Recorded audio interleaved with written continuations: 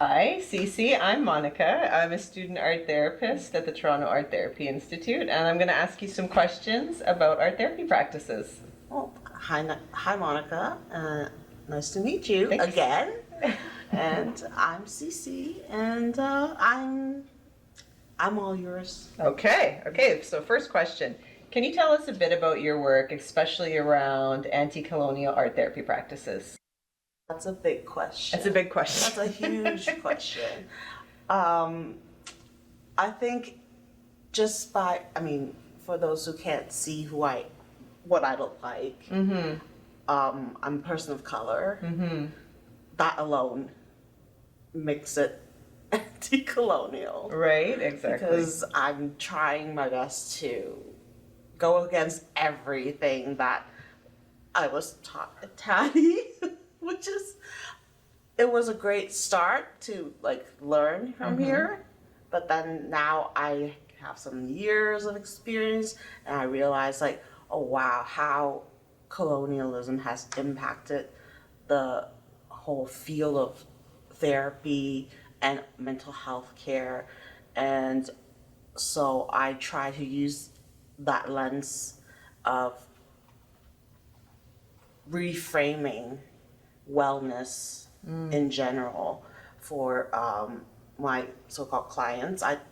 I'm still trying to find a better word than clients. Yes.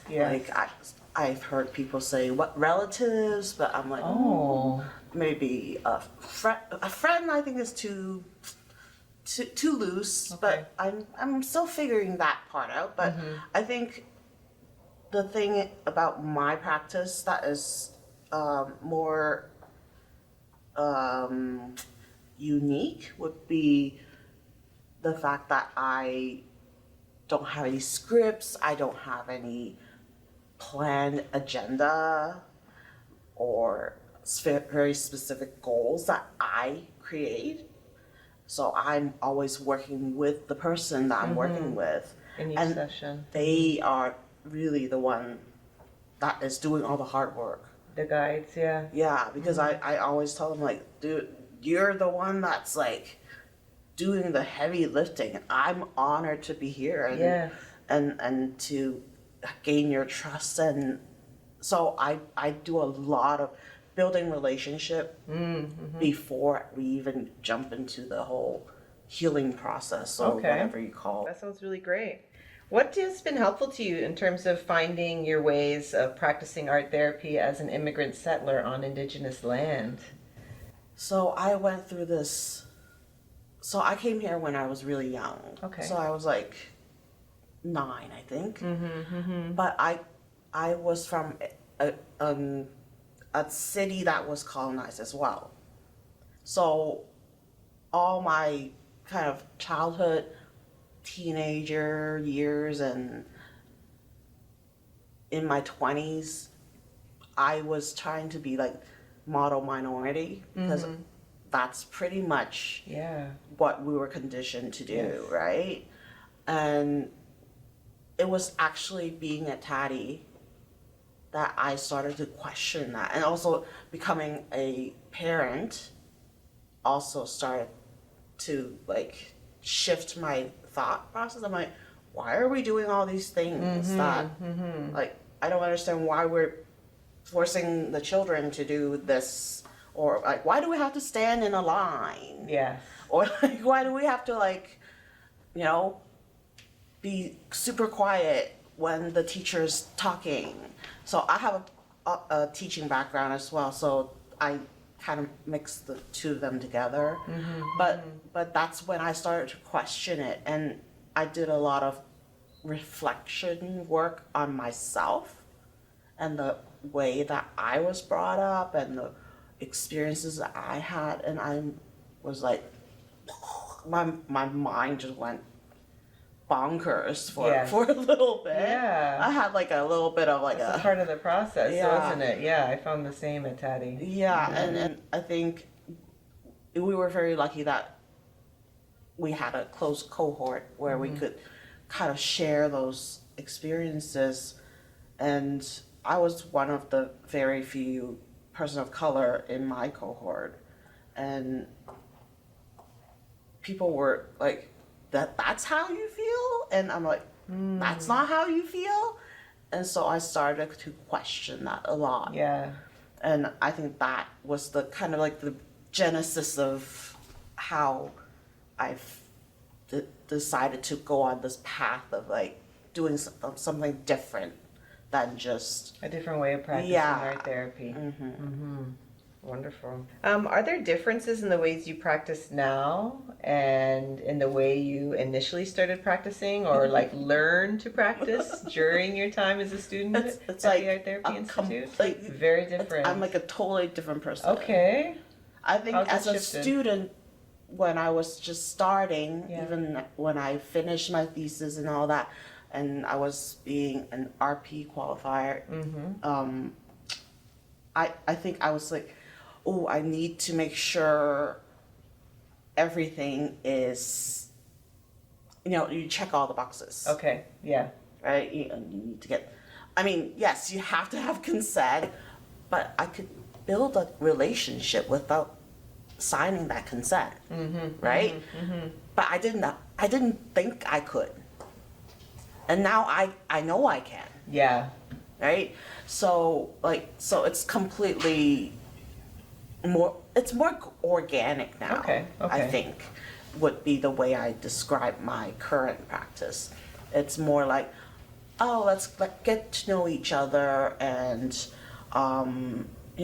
it's okay if we're not the right fit, and we'll kind of talk, and if you think I'm not the right fit, it's okay. You can look for someone else that meets your needs. And it sounds like you're not practicing like there's one fit, right? Like it sounds like it's more of a standardized way of like meeting like back then it was like, oh, I need to get my CB and my DBT, and I'm like, now I'm like, yeah, I know all of them. Yeah, you have awareness. But I don't need to have a certificate for everything. Yes, there's that pressure too, right? Yeah, it's just like your resume just keep going on and on. I'm like, what does it serve?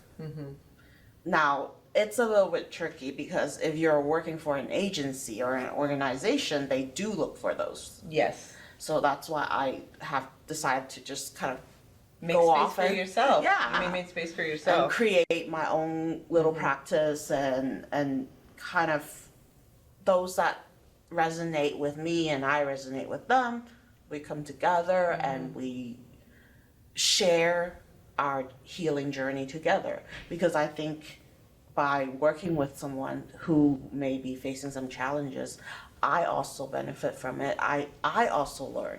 And I'm also growing. Yes. And I say that to them for like right off the bat. I'm like, I'm also someone who has learned too. Yeah, each person is a great teacher, right? Yeah. They're teachers too. And I feel almost like they are sent to me at specific times when I need some insights as well. Yes. It's wild. It is. It's like a very full circle kind of moment when you realize that, and I'm like, oh, this is why I'm helping this person right now.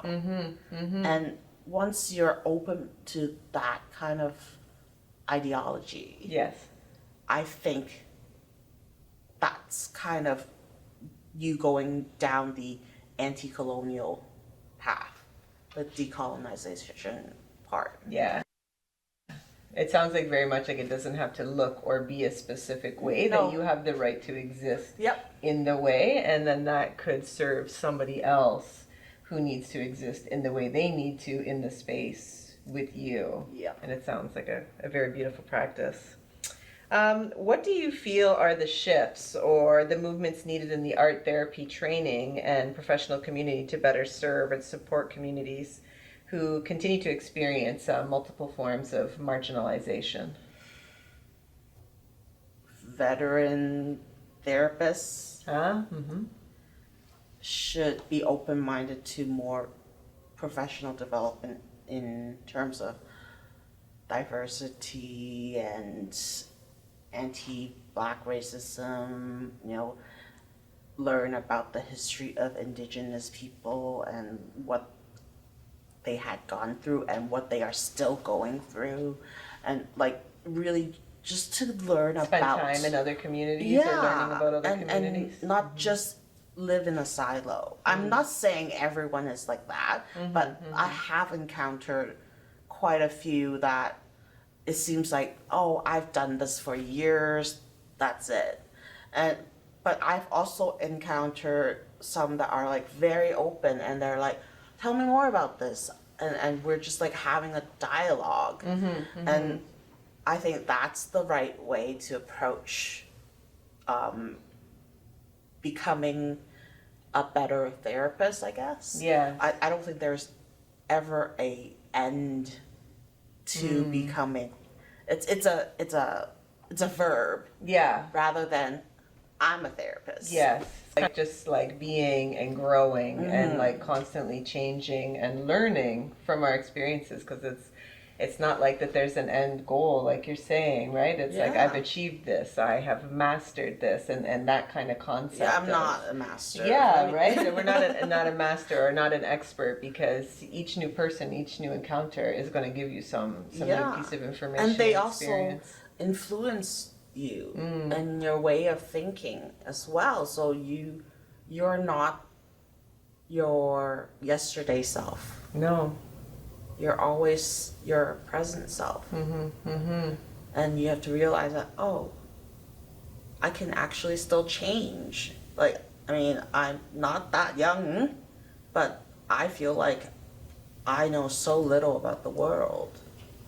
And speaking to folks, that's how I can learn. Yeah. It's like coming with like a humble heart to know that like that person in front of you is a new teacher and there's something new to learn. Not this like I know this, I can do this job. It's okay, what are you to teach me as well, and what am I to offer? Yeah, because it's about reciprocity.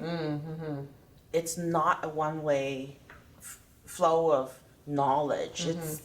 It's about interacting. It's about building that relationship. I talk about relationship a lot. Yeah, I think it's important. I think it's so important. And also listening to the children, because they are the ones that have the curiosity, have the imagination. Yeah.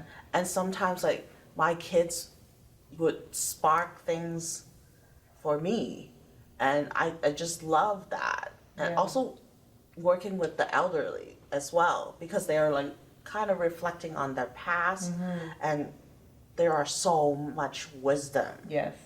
So I feel like and this is kind of a bit like many of the different medicine wheel, they talk about like the cycle of life. Okay. And I mean, there are multiple nations, so each nation would have their own medicine wheel. Some may not have a medicine wheel, but the thought process is that, when you are first born, and when you're just at the cusp of going into the sky world, those are the moments when you are closest to the Creator, and that's where you have the most knowledge. Ah, okay. And when I got that teaching, and I was very, very fortunate to have that teaching shared with me by someone that is a knowledge keeper in one of the reserves that I used to work in. I was just like, oh my gosh.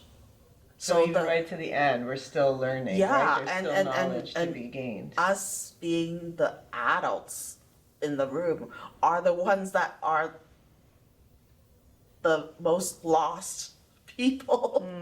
Yeah. Well, it's so interesting. I really like what you said about the children, because in childhood, there's just this understanding that you're in a state of growth and you're in a state of change and you're in this constant state of learning. And where does that time period end for us? And why do we think that that time period ends? And we think that there's like, oh, okay, I've done the learning, I've done the growth. But I think what we're seeing and feeling in ourselves is like, maybe not. Like, maybe there is a place for growth. Maybe there's more change, and maybe we shouldn't look at it as like, okay, this is this period of childhood, and this is where we do our learning. But like, learning is like, you know, we've heard of lifelong learning, but like, are we really actually living it in practice? I think there's a key difference, and people don't realize it, is that are you learning wisdom or are you learning a skill? So people think, oh, we go to school and we learn all these wonderful things, but are we actually gaining wisdom? Becoming a more mindful person? Are we like critically thinking about stuff around us? Or are we just like learning how to like add and subtract and, you know, how the molecules work and things like that? So a lot of people, I think, in my opinion, combine the two together, but the education system isn't that way. We're going to have to jump in for a next podcast on education. So I have another question. What do you hope for the future of art therapy in our shared world? Wow, that is a big question. Yeah, that's a big one. I think there's so much potential if people are open-minded.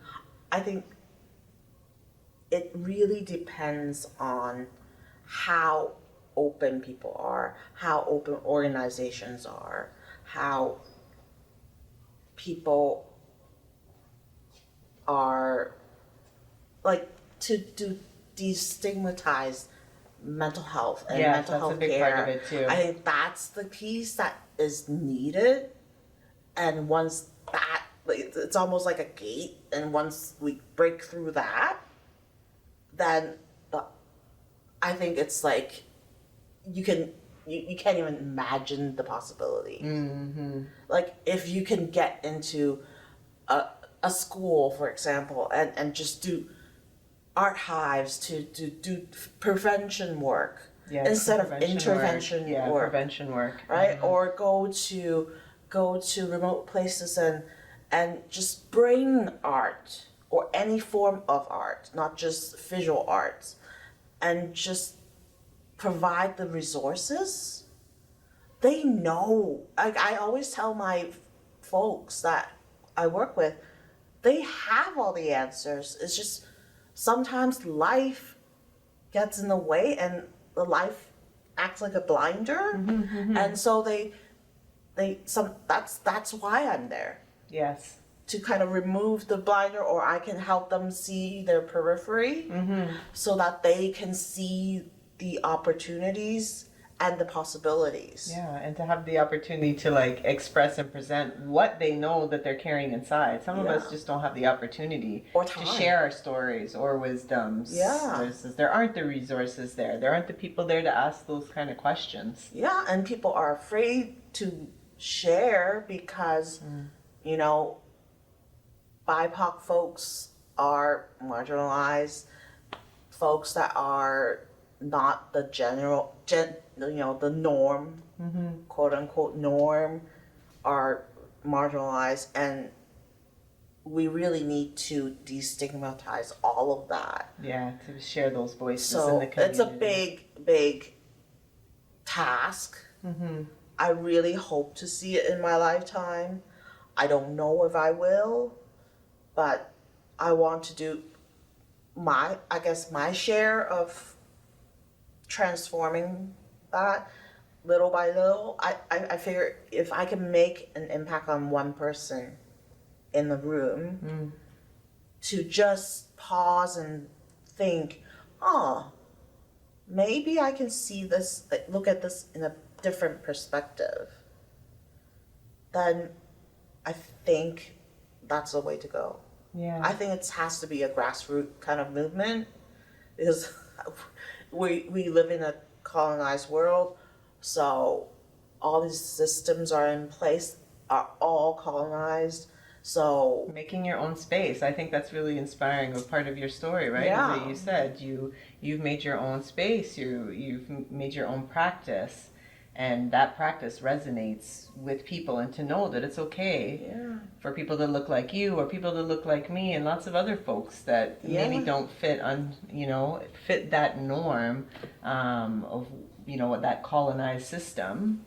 That we can make our own spaces. And I think that was a big fear for me. Like, there's no place for me. Where can I go, and how can I practice? It's like, no matter how hard I try, I cannot be white. But the hopefulness is seeing, though, that when we put ourselves out there into the universe, have you not felt too that it's like it's responding? It's like there is a place and there can be a space for what you do. I think so. But I think I tend to challenge myself and put myself in hard places. Yeah.